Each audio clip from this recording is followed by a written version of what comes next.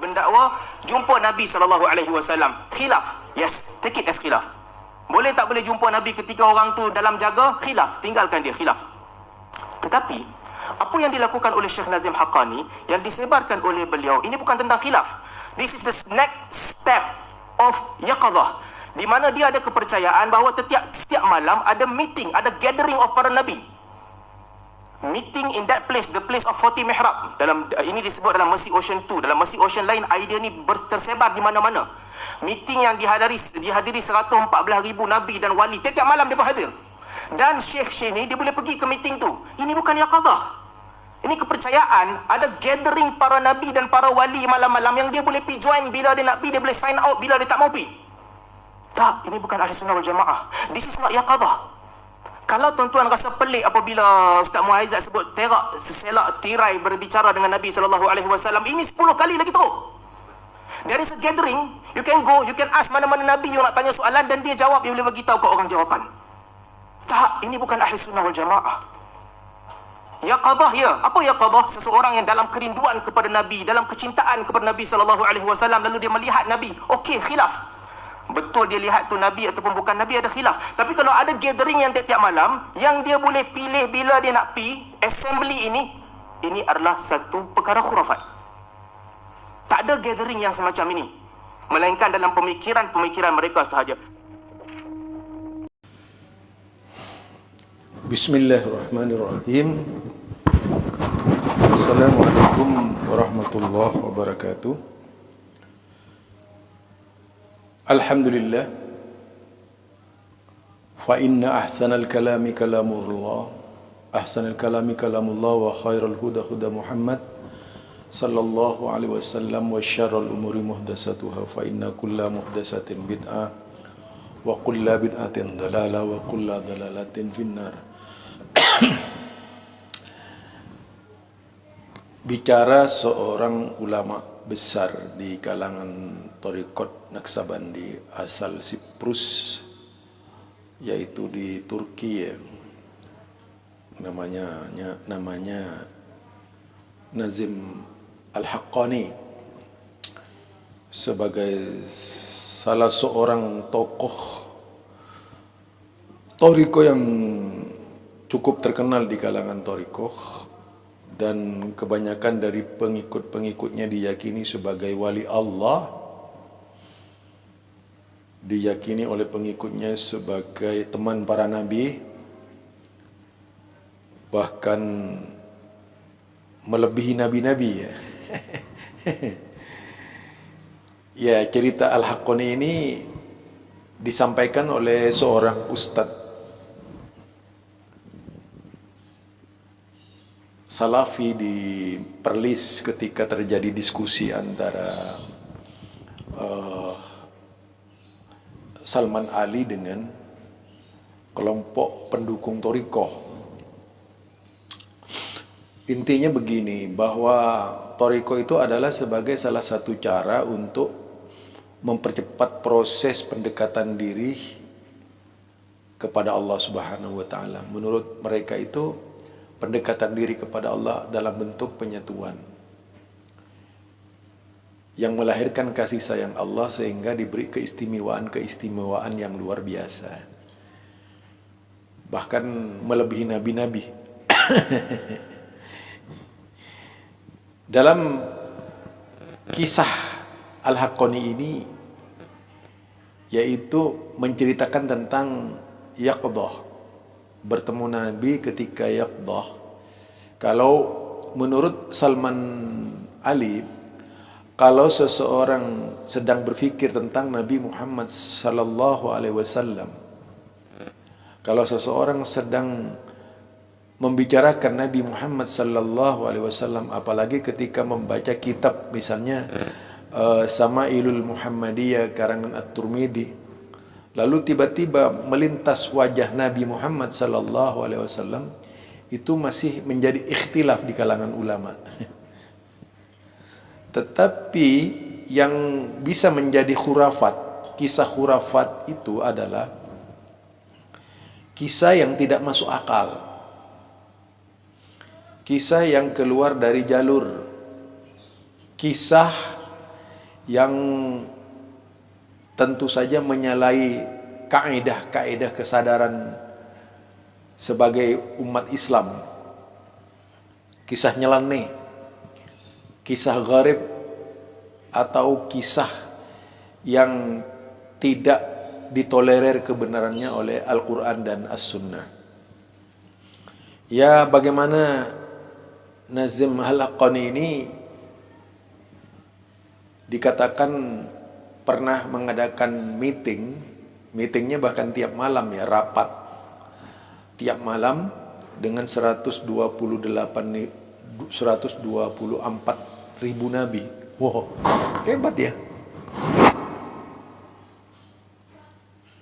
Dulu itu kalau di zamannya Belanda, cara mencekoki Islam dengan cerita-cerita khurafat itu dengan merubah sejarah-sejarah yang tentang Wali Songo tapi dirubah dalam versi bumbu-bumbu fiktif dan sebagainya. Jadi Wali Songo itu dibumbui dengan kisah-kisah fiktif agar menarik gitu, agar bisa mengundang perhatian para pendengar atau penonton.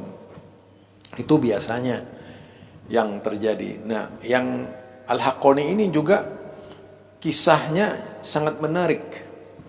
Kalau misalnya Anda pernah membaca novel yaitu Wiro Sableng Kapak 212 ya, Kapak Naga 212, itu kisah hayalnya sangat tinggi.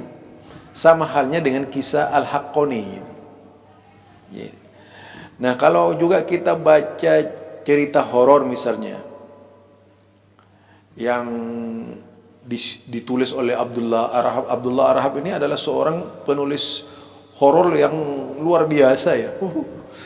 Itu judul-judulnya semuanya mengerikan. Kalau dibaca novel-novelnya itu mengerikan. Karena saya dulu itu masih muda, ahli baca memang, suka baca novel. Makanya saya tahu, saya tidak percaya dengan cerita-cerita aneh-aneh itu karena banyak membaca novel.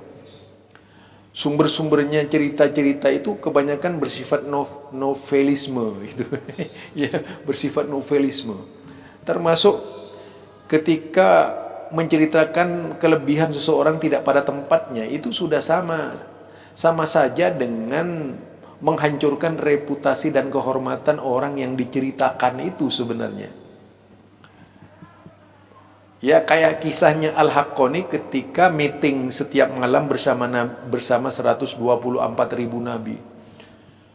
Ini bukan lagi fiktif ya, tapi memang benar-benar ahlinya ahli katanya. Jadi benarnya ahlinya ahli, bid'ahnya bid'ah gitu. Itu kata Pak Ndul itu. Maaf Pak Ndul, saya pinjam istilahnya Pak Ndul. Jadi kalau sudah ahlinya ahli, bid'ahnya bid'ah ini dijadikan sebagai rumusan membuat kisah, membuat cerita, tentunya kualitas kebohongannya itu sangat tinggi gitu. Kualitas hayalnya itu sangat tinggi, fiktifnya itu sangat tinggi gitu. Jadi disitulah kelak bisa melahirkan berbagai macam mitos namanya, itu mitos sudah. Nah, hampir seluruh dari pengikut-pengikutnya meyakini bahwa Al-Haqqani ini wali Allah yang bisa mengadakan pertemuan-pertemuan dengan Nabi itu tadi. Entah apa yang dibicarakan hampir tiap malam, seolah-olah para Nabi itu penting bertemu Al-Haqqani itu. Tidak nanggung-nanggung, 124 ribu nabi bisa rapat, termasuk Nabi Muhammad itu di dalamnya. Hanya semata-mata ingin memperdengarkan kepada Al-Haqqani. Coba, kalau ini dibenarkan, seolah-olah kedudukan Al-Haqqani lebih dari Nabi Muhammad sallallahu alaihi wasallam. Sama halnya dengan kisah-kisah lucu yang banyak beredar di masyarakat ya. Jadi kalau antum bisa misalnya baca itu namanya komik Siluman Sungai Olar ya, Mandala itu dan sebagainya. Ya kisahnya macam-macam seperti itu. Atau kalau nonton nonton filmnya yang yaitu Prabu Siliwangi misalnya yang menceritakan tentang Prabu Siliwangi, menceritakan anak-anaknya, itu kan banyak kesaktian-kesaktian di situ yang dijadikan kemasan dari sebuah cerita. Tujuannya agar penonton itu tertarik gitu.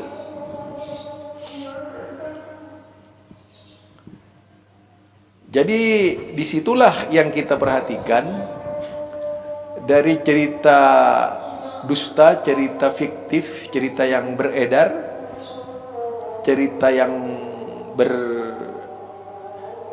berserakan di mana-mana tentang Al-Haqqani. Banyak pengagum-pengagumnya yang sangat mempercayai. Memang bukan hanya itu saja. Seperti kisah di Pulau Madura itu ada namanya kisah Joko Tole gitu.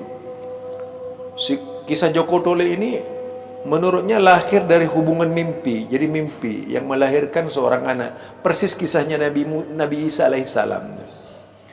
Jadi setelah berhubungan batin melalui mimpi, hamillah itu Potre Koning tadi itu. Lahirlah namanya Joko Tole tadi. Dan dibesarkan oleh Empu Keleng dan sebagainya. Jadi cerita-cerita seperti ini memang sangat disukai oleh masyarakat. Pokoknya cerita yang aneh-aneh lah. Kalau di YouTube ini kan banyak orang menceritakan tentang kehebatan para wali ya. Jadi saya ini memang mengkritisi cerita-cerita seperti itu gitu. Apalagi cerita tidak masuk akal. Kalau Nabi Isa alaihissalam lahir ke dunia tanpa seorang bapa, dicantumkan langsung oleh Allah Subhanahu wa taala. Ada beberapa macam kesaksian kitab. Jadi saksi kitabnya itu ada wahyunya, ada firman Allah yang membela keberadaan Maryam. Tapi kalau kemudian sekarang ada orang hamil misalnya, seorang wanita hamil tanpa laki-laki, ini tentunya adalah sebuah kedustaan kalau sekarang ini gitu. Ya maunya mereka ini nanti bisa menjadi Maryam ketiga, keempat, kelima dan sebagainya. Ya cerita fiktif ini memang sangat laku sekali, laris di kalangan masyarakat gitu. Makanya kalau ingin hebat itu perbanyaklah berdusta. Ya dusta melulu akhirnya itu. Mengungkap misalnya, saya dulu itu pernah mengkritisi Kiai Haji Muhammad Khalil Bangkalan, malah dikatakan tidak beradab oleh penggemarnya. Padahal seharusnya Kiai Haji Muhammad Khalil Bangkalan itu janganlah ditambah-tambah ceritanya itu lebih terhormat, lebih menghormati beliau daripada kita itu mengada-ngadakan cerita yang tidak ada kesaksiannya. Saksinya siapa gitu. Itu kan cuma cerita dari ke cerita. Jadi tidak ada cerita yang sesungguhnya. Nah, ini ceritanya. Jadi di dunia ini cerita khurafat, cerita takhayul, itu mitos terus-menerus dikembangkan dalam rangka menghilangkan akal sehat manusia yang sebenarnya seperti itu. Ini barangkali ya, jadi intinya saudara berbicara Al-Haqqani yang tidak ada sandarannya tentu adalah sebuah kedustaan besar. Setingkat apapun hebat kewaliannya, kalau cerita kebohongan itu memang tidak layak ditolerir, apalagi kemudian melebihi Nabi. Mukjizatnya Nabi saja kalah. Kalau Nabi itu hanya bertemu beberapa Nabi seperti Nabi Musa ketika mengadakan perjalanan Isra Mi'raj, ini Al-Haqqani 124.000 Nabi bersidang dengan Al-Haqqani. Wah, hebat ya. Mudah-mudahan akal-akal yang tidak waras itu cepat-cepat disembuhkan oleh Allah sehingga bisa berpikir sehat kembali. Subhanakallahumma wa bihamdika asyhadu an la ilaha illa anta astaghfiruka wa atubu ilaik. Assalamualaikum warahmatullahi wabarakatuh.